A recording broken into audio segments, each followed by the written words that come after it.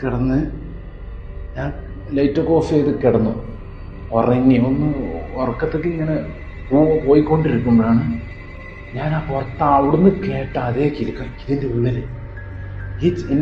ഞാൻ ഈ കിടക്കണതിൻ്റെ ചുറ്റോറം ഇനി നടക്കുന്ന പോലെ, അതേപോലെ തന്നെ ഒരു പെണ്ണ് നടക്കുന്ന ഫീൽ എനിക്ക് വരിക. ഈ സൗണ്ട് കേട്ടപ്പോൾ ചോദിച്ചല്ലോ പേടിച്ചൊന്നുമില്ലേ? പേടിക്കൽ ഞാൻ ആകെ വണ്ണം വെച്ചില്ല. തമ്പുരാനെ എന്താ ഞാൻ ഈ കേരളത്തിലുള്ളതാണല്ലോ. ഞാൻ വേഗം എണീറ്റിട്ട് ലൈറ്റൊക്കെ തപ്പിത്തന്നെ ലൈറ്റ് ഇട്ടു. ഇത് പേനാണ് ഇത് ഇങ്ങനെയായിരുന്നല്ലോ കിടന്നിരുന്നേ. ഇത് ആരെ പെങ്കട നീക്കി തന്നെ.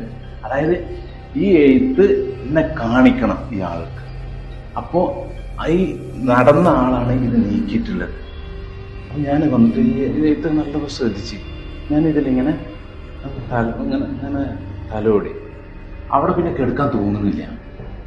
പിന്നെ എനിക്ക് ഇങ്ങോട്ട് വരാൻ തോന്നുക.